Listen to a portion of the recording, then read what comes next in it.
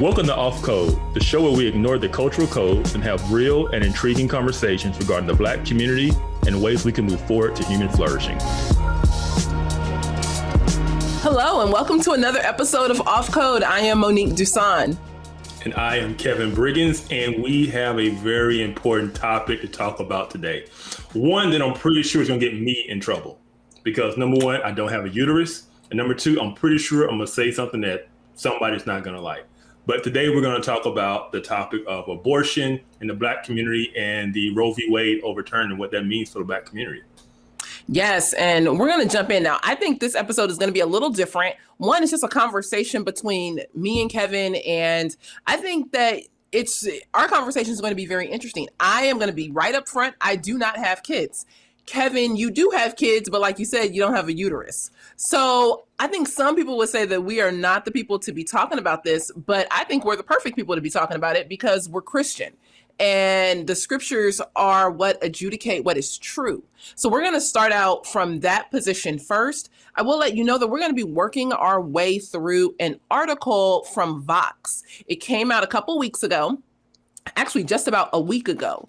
And it's called Black Women Will Suffer the Most Without Roe. So what we're actually going to do is just walk through this article and highlight what is BS and what is fact and what do we think about some of these things and how does it align with the scriptures?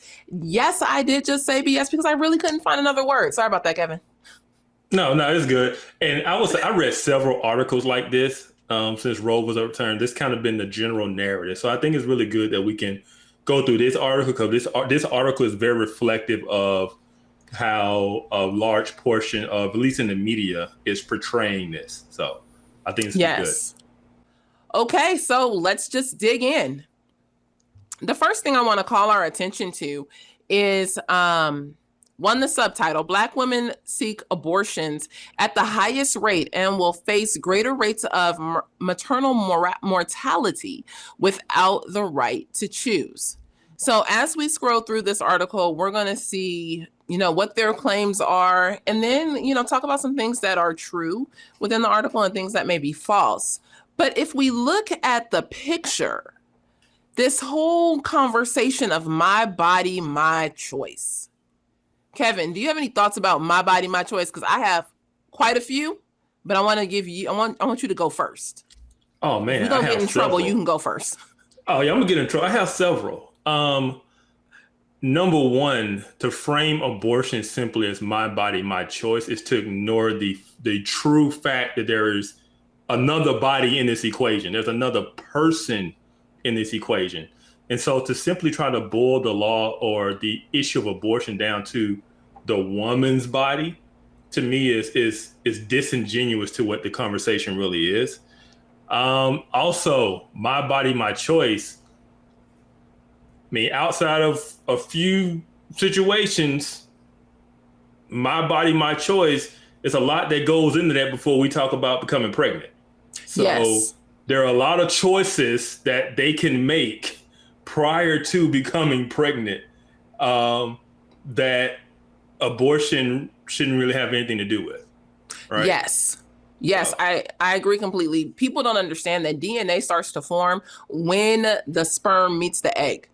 It's not like, I was pregnant for, 3 days or 6 weeks or some magical number, and then DNA starts to form. No, this becomes the makings, or this becomes a human person at the time of conception. Life is formed at the time of conception. That human person is made. And what we hear a lot of is, well, it's not, it's not this or it's not that. No, DNA starts to form when conception happens. And so to say my body, my choice, cool, but that's not your body. Yeah. Go ahead. I mean, abortion is the ending of someone else's life. Mm-hmm. It is a intentional, destructive act towards a life. It is not the woman's body that procedure is being done to, right? Yes. And so that's to me, that's a dishonesty in the whole conversation. Another thing I would say is, why is it your body and your choice to do what you want to do with your body in regards to abortion, but it's never anybody's my body, my choice in regards to anything else. Does that make sense? So when we had the whole vaccine conversation, there was no my body, my choice. There was no conversation about that. But my body, my choice automatically comes into play only around the conversation of abortion. Yes, it is not consistent at all. And I've just found that to be kind of the common theme in conversations I've had around this, or people who tend to take this side. It is just a very inconsistent view.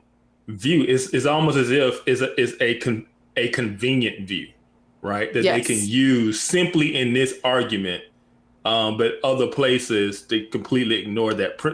It's not a principal argument. It's simply an argument for this discussion. Right? Yes. Yeah. Now let's scroll down and get into it a little bit. I have so many notes. The United States is now a country without a legal right to an abortion.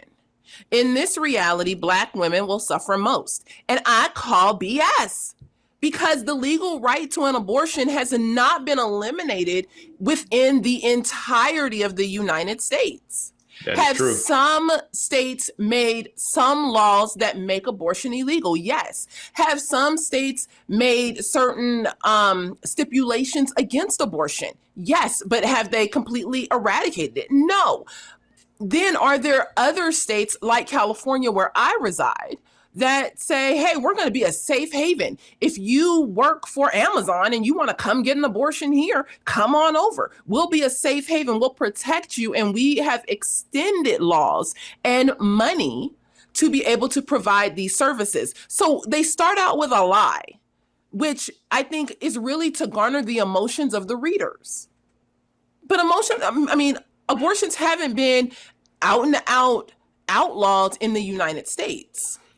Yes, there's a lot of misinformation about what the overturning of Roe v. Wade did and what it meant. It simply said there is no federal protection. And even from my understanding from legal scholars who are more on the pro-choice side, believe that Roe v. Wade was a bad law. Mm-hmm. It really wasn't a precedent for it to stand on. And it was just a bad written law. It shouldn't have never been ruled that way. But you were going through the time of judicial activism, where it wasn't necessarily ruling on what is the law. They were ruling on what they wanted the outcome to be, right? Yes. And so we see that. And so it finally got overturned, which it should have been overturned a long time ago. But it simply put it back to the states. So this isn't something that is a constitutional right. This isn't something that's laid out in the Constitution. So either you have to amend the Constitution to include it, or you have to pass something like the Civil Rights Act to include it.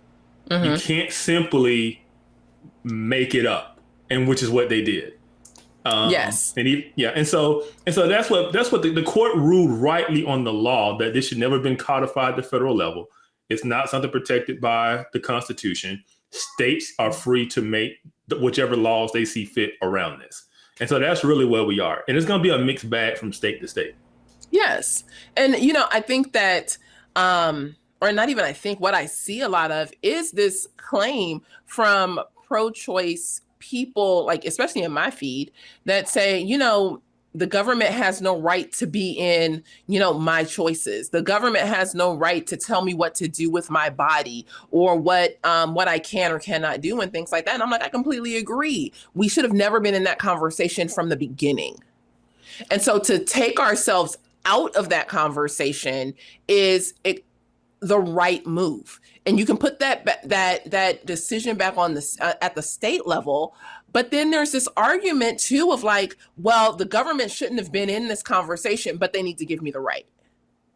Yeah. Like, you can't have it both ways.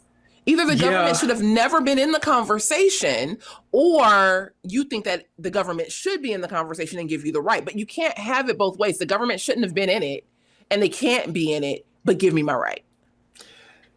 Yeah, I would say that they would probably be saying they believe that the government should protect their right to choose, right? And so by the government removing Roe v. Wade, they've lost that protection, even though in a lot of cases they haven't lost that right. And even in states that have put restrictions, all the states aren't even complete bans, right? And so, and we'll get into the article a little bit where it talks about how in these states that have put restrictions or bans, the Black population of that state and the percentage of abortions in that state that are Black and all those factors that go into that. We're going to get into that.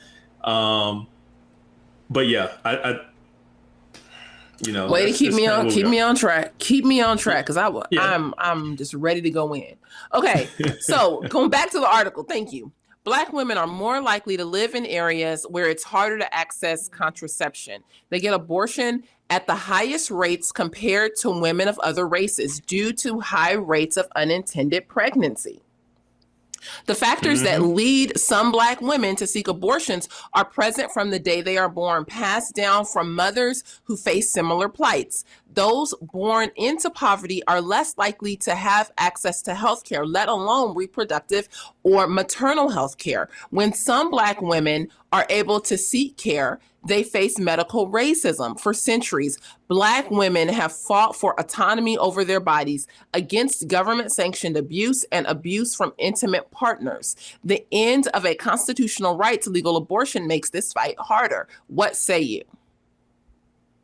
Do they really want me to say what say me? Yeah, what say you? What say it all? I would say they just made up a fake argument. I mean, this has nothing to do with racism or anything.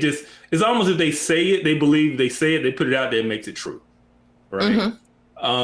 The issues, and we can get into this, but the reason Blacks are overrepresented in seeking abortions because we also have the very lowest rates of marriage. Right. And so everybody out there single, hooking up, doing this unintended pregnancies, right? 70% are unmarried, and we're going to act like that doesn't affect behavior, you know? And so this is what I believe is going to happen, because we've seen people on social media even say it. Women say, oh, well, if Roe v. Wade is gone, I'm not hooking up anymore. It's almost like a slap with men. Like, we're not sleeping with you guys anymore if Roe v. Wade is gone. It's like, that's exactly what you should do. Yes. You should be more selective and careful with who and when you choose to sleep with. That is your body and that is your choice. And now you don't have this safety net to kill the child because you wanted to go out and hook up, right? Yes. And so it's like they think they're making an argument. It's like, that's what you should have been doing the whole time. Yes. Right? And so a lot of these numbers they're talking about are going to be lower because women are going to be more particular about who and when they choose to sleep with, right? Yes. Yes. And so, I mean, yeah. The first thing that struck me was Black women are more likely to live in areas where it's harder to access contraception. I call BS again. Yeah, right. I mean, if they are talking about poorer Black women, this is an area where Planned Parenthood thrives. They thrive in areas that would be considered like a medical desert. They intentionally set up clinics in like rural areas or places that they would consider rural because they don't have access to what they would consider adequate medical care. But it's like 55, 56% of the Planned Parenthood locations are in these areas. So to say that a woman, a Black woman, would not be able to go and get this contraception, I call BS on that. I'm like, no, that's actually not true. And then to say that Black women seek abortions because of things that are passed down from their mothers who face similar plight, what's being passed down is the poor decision making. Mm-hmm. What's being passed down is this attitude that you don't need to get married, or that you can just, sleep around and perhaps have an abortion. Yeah. I think that we're lacking something in this. Go ahead. How how is it that abortion has been readily available to these people, but some kind of way contraceptives aren't? Exactly. The argument makes no sense. Mm-hmm. So they live in deserts to where they can't get an abortion, it's really going to affect them. But how are they having the abortions if there's no even way to even there to get contraceptives? Because yes, the truest thing this article will tell you is that Black women have the most abortions throughout the country. Mm-hmm. In 2018, and we're gonna get there. I don't want to jump ahead. Let's stay here. Let's keep going. State level abortion restrictions have already taken effect in at least 8 states, and in total, 22 states have laws that impose very strict restrictions on abortion. Those states are home to 39% of the total U.S. population, but 45% of Black women and girls under age 55. The consequences will be dire. The end of legal abortion will trap Black women in cycles of poverty. The consequences will also be deadly. Black women have the highest rates of maternal mortality and pregnancy complications, and those risks will only increase if more Black women have to carry unwanted pregnancies to term. Here are the numbers that show how alarming the situation is. Black women make up the largest percentage of all abortions performed and have the highest abortion rate, according to 2019 data from the Centers of Disease Control, the CDC, and Prevention. The most recent year for which the CDC reported this information. Let's see here. Abortions per 1,000 women in the U.S. in 2019, 23.8%.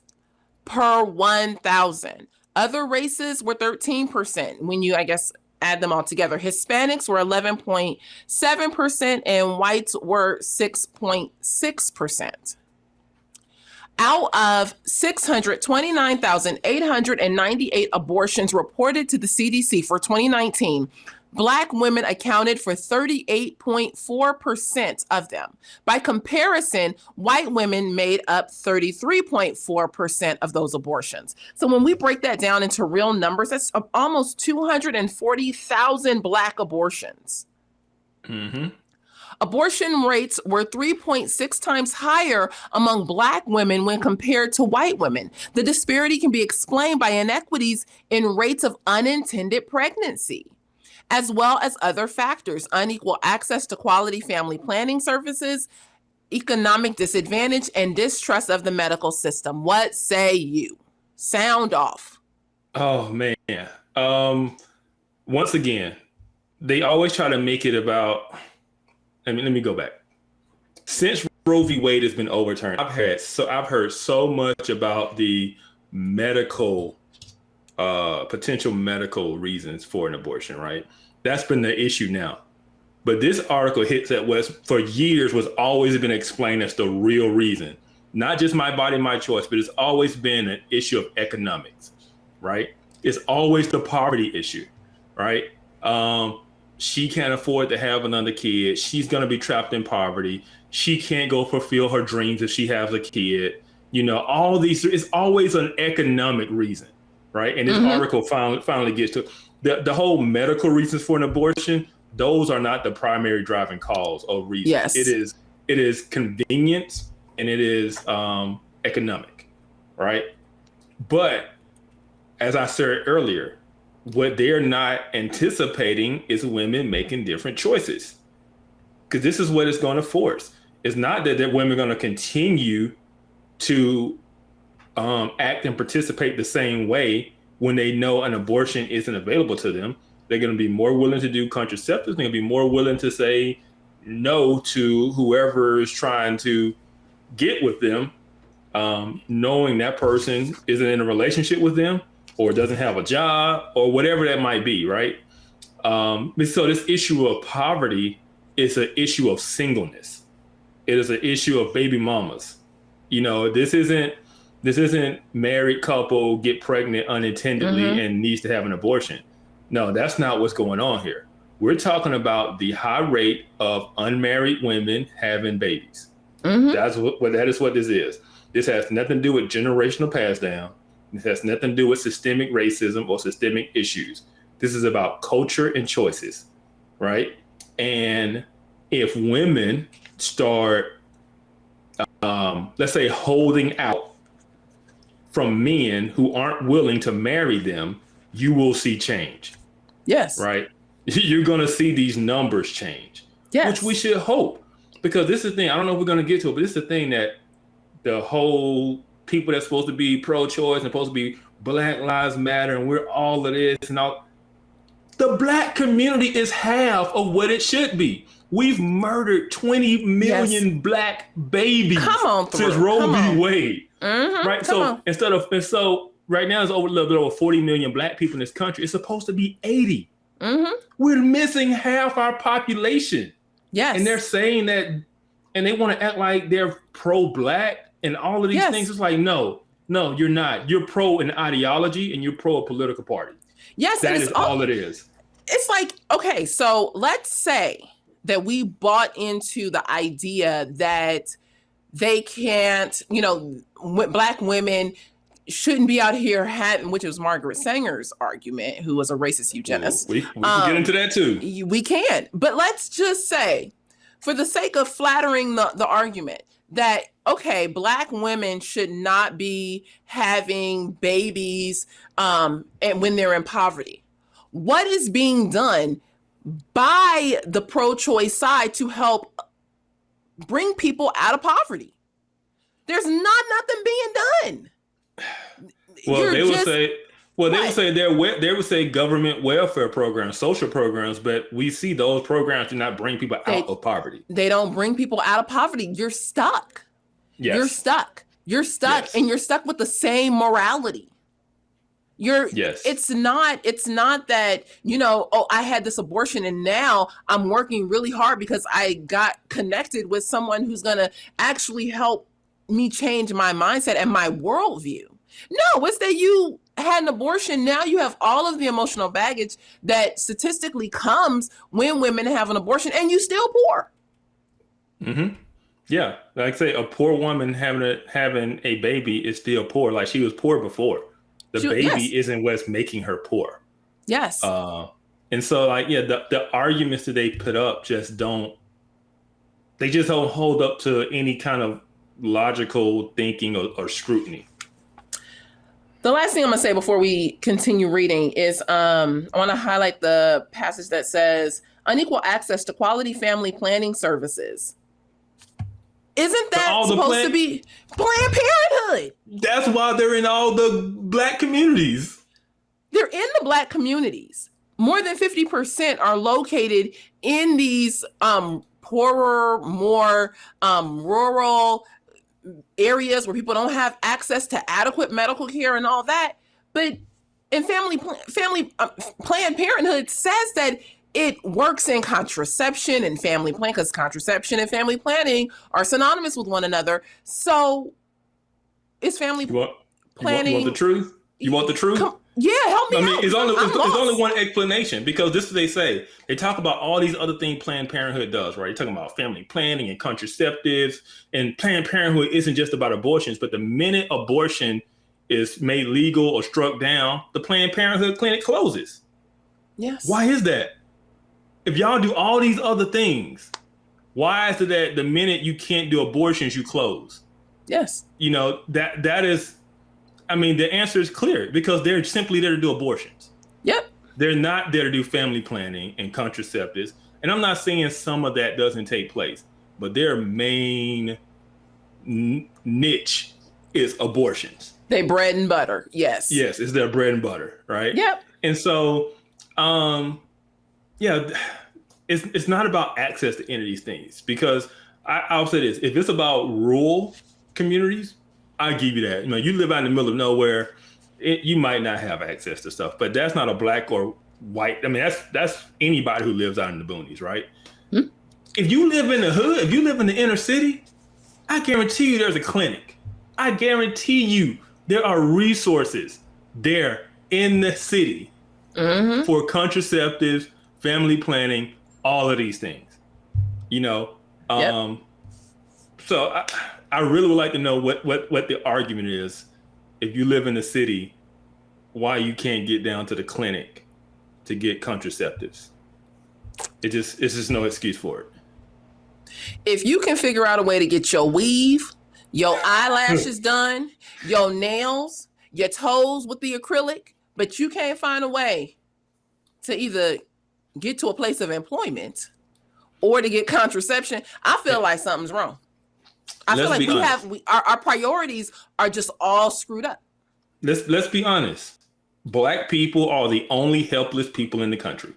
Every issue is about what Black people can't do. We can't get an ID to vote. We can't find condoms and birth control. We just so helpless. So helpless. Somebody please help us. We're at risk. It's just always the Black people. Always. Nobody else. Do we not get tired of now? If we want to get real, do Black people not get tired of white people pandering to us? Do we not get tired of this? I know some that are. I know some that's starting to see it. Like, wait a minute. I'm not slow. Always have, because a lot of the conversation, which this is taking us way off on another tangent, but a lot of the conversation is this racist white Black conversation that we're always in here in America. Mm-hmm. We're always in this white Black conversation of, oh, it's the white man's fault. Oh, it's this. Oh, it's that. It's whiteness. It's white on Black racism. But then why not empower yourself and show yourself like, well, I can actually do this on my own instead of. Go ahead. This is what people need to realize where this comes from. This is the educated class, white and Black, the liberal educated class that has been educated within a certain philosophy and worldview, who simply believes that people are born neutral and good, and it's simply the systems that causes these problems. So in other words, a person wouldn't steal if the system wasn't set up for them to be poor, so they had to steal. So there's always a systemic reason for the behavior. And so they believe that if they simply change all the systems, then it would fix all the problems because people are just naturally going to thrive and be good and flourish. But we know that's not the truth. We know that culture matters. We know that a person's value system matters, right? And so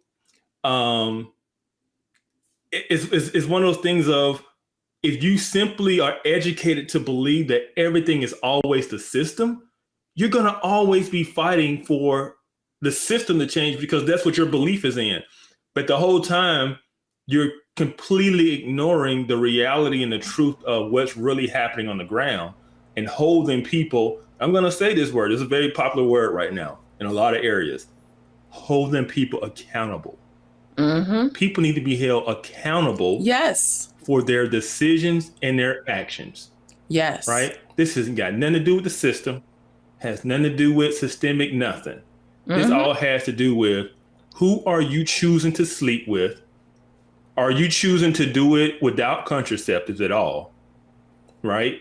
And you probably need to make better choices, whether that's who you're sleeping with or, like I say, when you're sleeping with. Like I say, the whole unmarried thing is just a big thing. We won't solve a lot of these issues until that changes. But as long as people are out here just sleeping around and hooking up, and this guy, that guy, this girl, that girl, you're going to end up with these types of numbers. But that ain't got nothing to do with racism or systemic anything. That's culture. That's value. Mm-hmm. Yes. Right. And so, and so. No, that's where that comes from. That's where that thought process comes from of they always have to kind of baby us because they believe that all of our bad decisions and all of the bad statistics that involve us are simply based on our environment and the oppression system that's around us making us do it.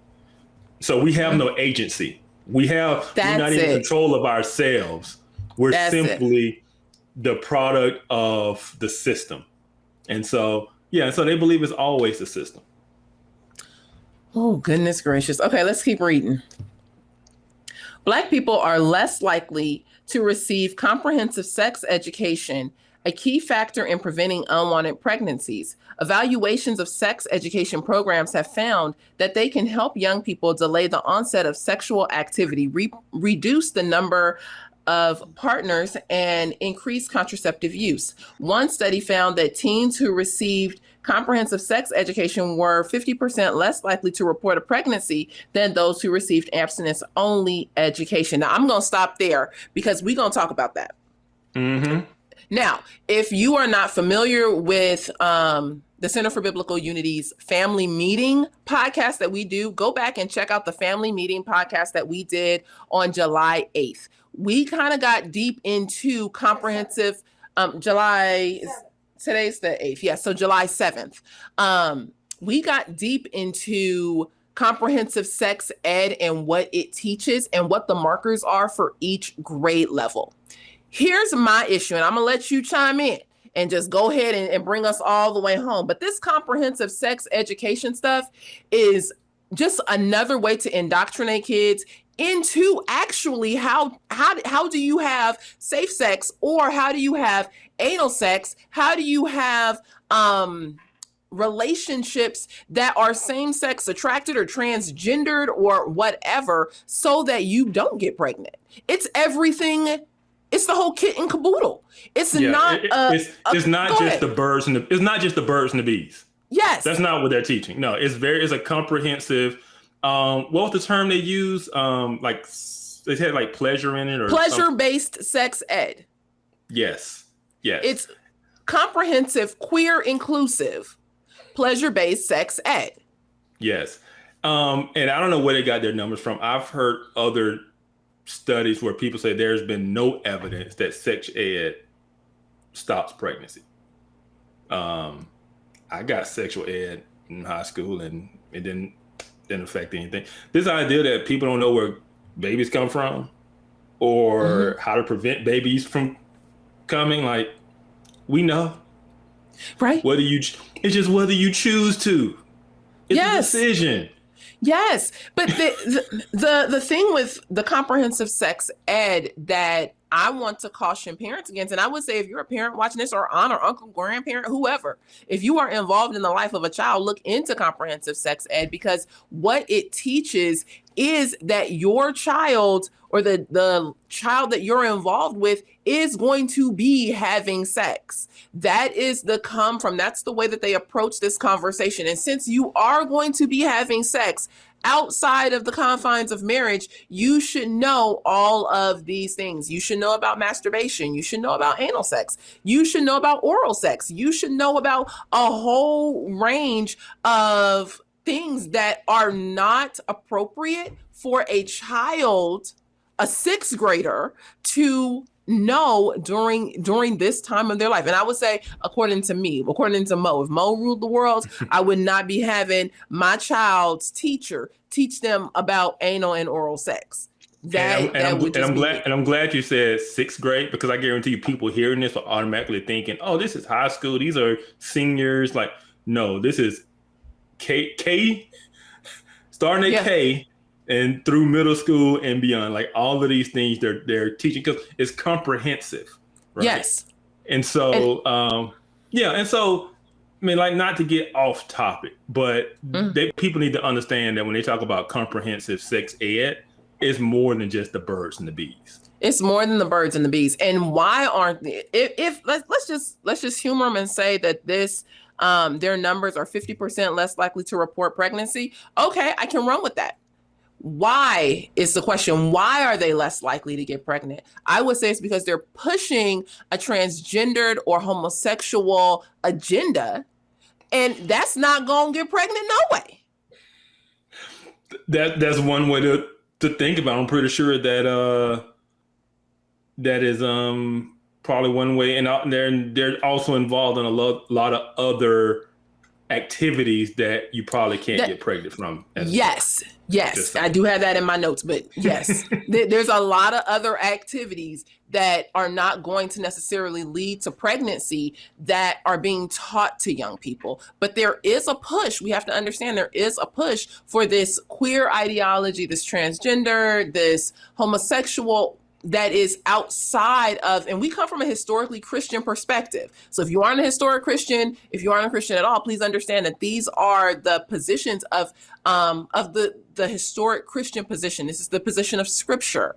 They're not pushing things that are in line with biblical support, with Scripture. They're not pushing have sex after marriage. They're not pushing that sex is between a man and a woman. And so this comprehensive sex ed is way more than what many people are banking on. You ready to keep going? I'll add this too, because you talk about the historic Christian view. I think it's very important that we say the historic Christian view is the predominant Black view. Yes. Right? That is, I don't want that to get lost, to where the Black community is deep rooted in historic biblical Christianity, right? It has affected our culture. It has affected so much because you talk to a Black person, more likely they're going to tell you they grew up in the Black church. Yep. To some, and so don't think that what they found out every time they do polls, that Black people are super conservative, because we are. Because we were raised in the church, but we are taught to identify with different ideologies and political parties that don't line up with our worldview and our beliefs. And so when people start saying these particular positions, they come across as not the traditional Black view, when in reality they are. It's almost like the Blackest thing you can be is conservative, because we're conservative people. Yeah. Right. But in the political debates, we switch to the other side because that's the side we're told we have to vote for our survival. And so we end up condoning other parts of their platform, because to us, Team Democrat means Team Black, even though that's against our own personal convictions. Right. And so I just want to put that out there, that the historic Christian position is the predominant Black position, because Blacks are Christian, typically conservative. Yep. So. All right. Thank you. Let's keep going. According to one report, Black youth, low-income youth, and youth from single-parent households were less likely to get formal sex ed, and Black youth were more likely to receive abstinence-only education, which is ineffective and stigmatizing. This is despite the fact that another survey found that most Black people favor comprehensive sex ed for young adults. Were you going to say something after that? No, I guarantee you, if they define what comprehensive sex ed was, Black people wouldn't be for it. Exactly.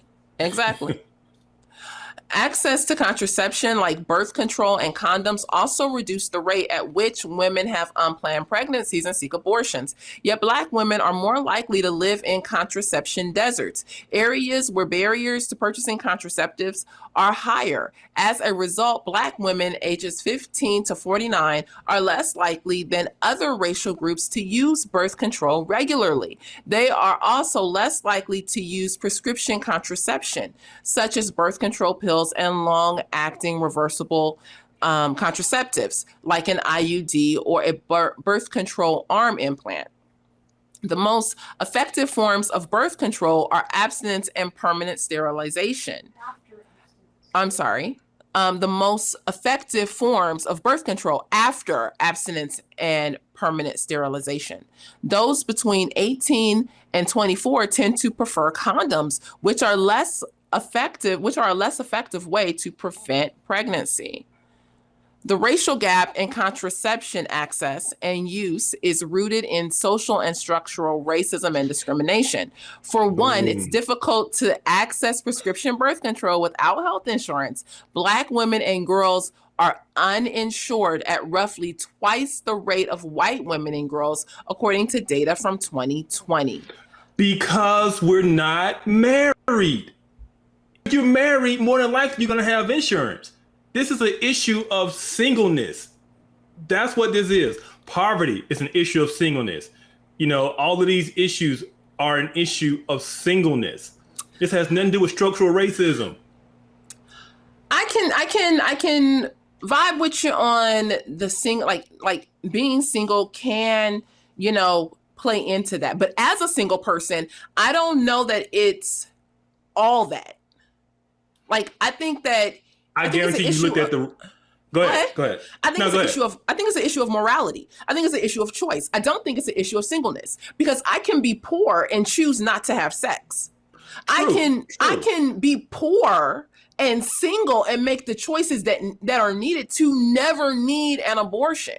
So the fact that you're this idea that singleness is why I don't have insurance could be true. That could be one indicator of it, but it could be that I am underemployed and am not seeking out what it takes to actually go and get a better job.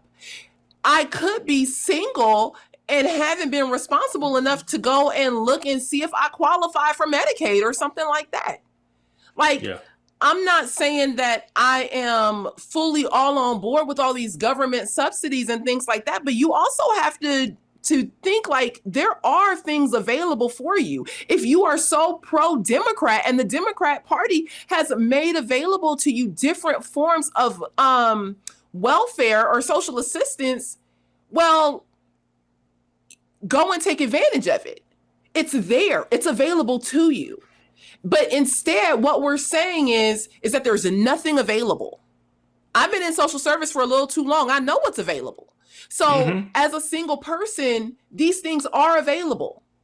You can go and sign up so that you can get maternity care, that you can get prenatal care. Yes. And you can go put it on Kaiser, put it on Cigna, put it on United, whatever. But there are options so that you can have prenatal health care for you and your baby. It doesn't always end just because you're single in abortion. Singleness is not the cause of abortion. Singleness may be the cause of poverty for some people. I'm single and I'm not in poverty, and I praise God for that. But I think that to limit it down to singleness, to be like, this is all because they don't have insurance because they're single. I feel like that makes it a little too easy for people. It's like, no, you should need to go do the hard work and figure out what is available to you. No, I agree with you. I was simply saying the reason for the discrepancy in numbers, right? They keep saying we're more likely to not be insured. We're more likely to do this and that. And a lot of that more likely is tied to the fact that more Black women are single, right? Because if they were married, I guarantee you they would have higher rates of insurance, right? I think so. I mean, I think that's a possibility. But I think, I guess I question why you don't have insurance when you drive a Benz, when you're making your car note. You might live in a studio apartment, but you driving this, this Cadillac. You might, be in your Nissan Altima in your studio apartment, but your lashes, nails, and weave is done. Yes, we choose. Insurance? True. Yeah, you're right. There is a sense of there are choices made, right? And we prioritize, and our money goes towards what we prioritize. I mean, that is a true statement. There are a lot of nice outfits, nice shoes, nice weaves, nice hair in the inner city, right? That's all. I'm like, if you can go and spend, okay, y'all, I was looking at getting a weave and I chose not to because it was going to cost me $1,500. The devil is a lie. The devil is a lie, but it was going to be good. But I'm single. And if I choose to spend my money that way, that's what I choose. I'm not worried about taking no money out of my kid's mouth. I'm not worried about, not paying my rent. My car is paid off. Like, I'm not worried about that. But you have to ask, like, now what you're saying is that basically your hair would be more important than this life, or your hair and your external, circumstances and to-dos are more important than getting insurance. I would say this, at least the article is painting it to where Black people have no choices and no hope. And it's all going to crumble down because Roe v. Wade is overturned. Yes, Right? I'm That's glad the that picture you they're made painting. that distinction. Yes. Yes. Yes. Yes. Okay, let's keep going. My goodness gracious. Black women in the South, where a number of abortion bans will take effect, have the lowest rates of health insurance coverage among all Black women. Some Southern states, like Mississippi, have refused to expand Medicaid coverage, which has prevented Black women in those states from having better health outcomes. Black women in Medicaid expansion states have experienced fewer maternal deaths than those in non-expansion states. Overall, Black women have less access to quality health care and less trust in medical professions who might recommend birth control. The medical profession has a history of pressuring Black women and other women of color to limit their family sizes and consider tubal sterilization. After all, the American father of modern gynecology experimented on enslaved Black women in the 19th century without anesthesia. More than 1/3 of Black women in a 2005 survey believe that medical and public health institutions use poor and minority people as guinea pigs to try out new birth control methods. Research in a 2019 study found that Black women tend to live near pharmacies that impede the purchase of contraception. The obstacles are many: limited hours, fewer female pharmacists, fewer patient brochures on contraception, condoms that are difficult to access, and fewer self-checkout options. If They went to self-checkout options. y'all want to talk about some ish? There's some stuff right here, and we can go back. But I'm like, okay, so these are the obstacles: limited hours. Limited, or what are they only open 2 hours a day? If a high school student can figure out a way to get a condom, you as a full-grown human person can't get a condom. That whole section. Fewer female pharmacists. That whole section about the whole experiment and stuff, they always try to root something that somebody they ain't thinking nothing about. Nobody today who is about to have sex is not thinking about some probably 100 years ago, 200 years ago, and what happened to Black women in the experiment. Nobody is thinking about that. Also, they clearly left out. They said Black women and women of color often pressured to limiting their family size. Who does that? That's Planned Parenthood. Mm-hmm. That's Margaret Sanger, who didn't want the Black population to have as many babies. Right? That was the whole purpose of Planned Parenthood, was to limit the reproduction of people that she considered the undesirables, which were the poor and minorities. Yep. Mm-hmm. And so she put all her clinics in minority communities. And it has been successful, as the Black community is half of what it should be. Right? She did her job. Here's my question.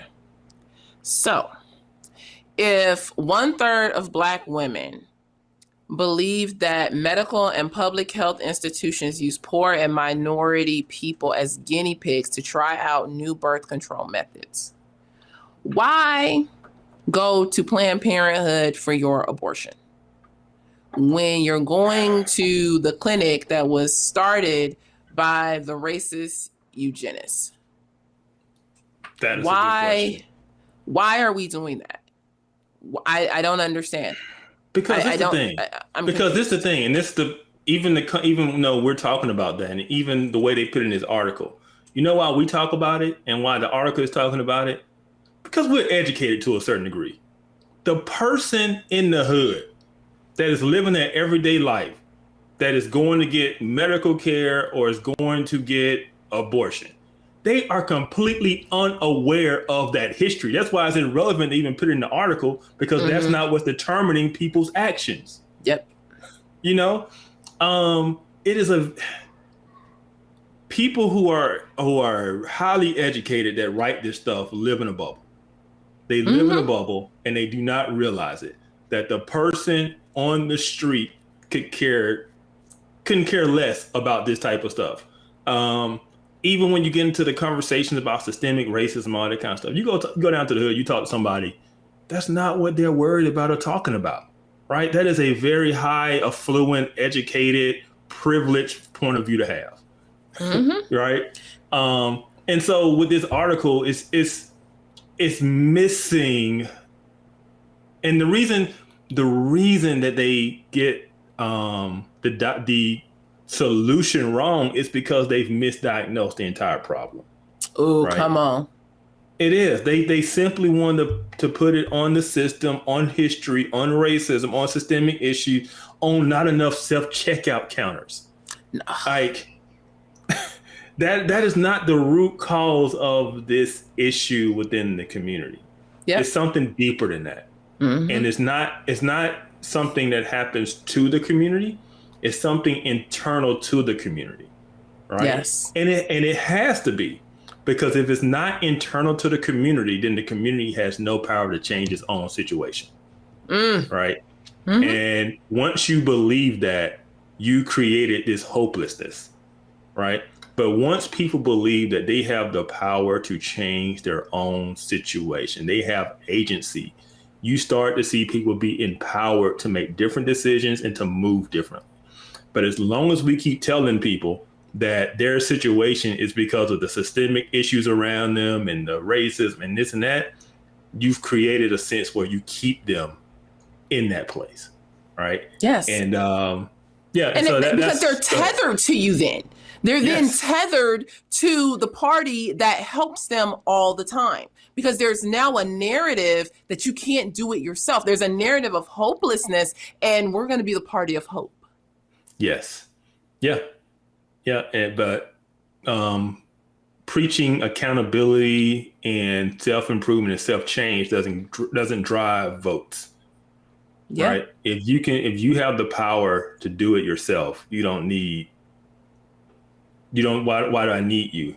Right? Mm-hmm. If I can simply do it myself, if I can make better decisions, I can make different decisions, if I can choose, not to sleep with this guy, or I can choose to take advantage of all the other resources available to me. Because let's be honest, we're both from the hood. You've been in social work a long time. We all know the number of programs and resources that are available to everybody there. Oh yeah. Right. Oh yes. Yes. We can go down the whole list. You can get prenatal care. You can get, you can sign up to get, especially if there's like a PRC in the hood, they'll do your baby shower for you and get you some like furniture. There's like you can go to, is it Catholic Charities? But one of them will assist with like move-in costs, furniture stuff. You can get rental assistance. You can get your light bill paid. You can get your gas bill paid. You can get a cell phone. You used to be able to. I'm not sure if that Obama phone is still in effect after Trump, but you used to be able to get a cell phone. You can, I don't know. There's no lack of resources. More? There is no lack of resources, short of living your life for you.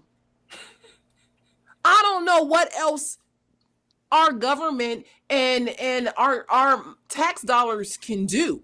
Like I said, you can get food stamps, you can get medical insurance, you can get help with the down payment on a house. You can literally be on HUD on Section 8 and qualify for a housing program. Yeah. I mean, but you can get help with your ID because none of those things drive change. They simply create a dependent class. That's the issue, right? Yes. And so because the numbers don't improve, they keep thinking, oh, they need to do more. They need to do more. We need to do more. And and that just goes right to this. The framework of this abortion article is simply saying that things are bad or things are this because of a lack of resources. Mm-hmm. Now, I do want to highlight what they're saying about, the Black woman's history, like the gynecology, the gynecological issue with the gynecologists during slavery and how experiments were performed on Black women. That is true. That is, you can look at the Tuskegee experiment and different experiments that were performed on Black bodies. That is true. Now, Black people are not the only group of people in America that have had medical experiments performed on them, but to list this, as a piece of data in our history. I don't want to just gloss over that and act like that never happened. It did happen. No. I'm leery. This is why Monique herself is leery about government assistance, because sometimes they assistance be experiments, but that's a whole nother conversation for a different day. Let's keep going. Yeah. You gonna say something else? No, I'm saying no. The history is the history. I only question how much of today's individual choices and decisions are driven by that history. Yeah. Right. So. Yeah, I feel you on that. Okay. And when they obtain contraception, it's more likely to fail. Another report found that Black women and women with low socioeconomic status also have higher rates of contraceptive failure than white and high socioeconomic status women, even when using more effective forms of contraception. What does that have to do with anything? I'm not even... So the way I read it is that the birth control for poor people doesn't work. Does the birth control know your economic status? Like, even when it's a more effective form, it makes me wonder, are you doing what you're supposed? Are people doing what they're supposed to be doing with the contraception the right way? But we just gonna keep going. Yeah, because I don't. Yeah. Okay, we are about halfway through this article and there's a lot more to cover. So what we're actually going to do is put a pin here, and on our next episode of Off Code, we are going to finish out this article so that we can get deep into it and we don't have to rush you or us for time. So thank you very much for watching episode 1 of Black Abortion. We will be back in a few weeks to hit on the rest of the article. Thanks so much.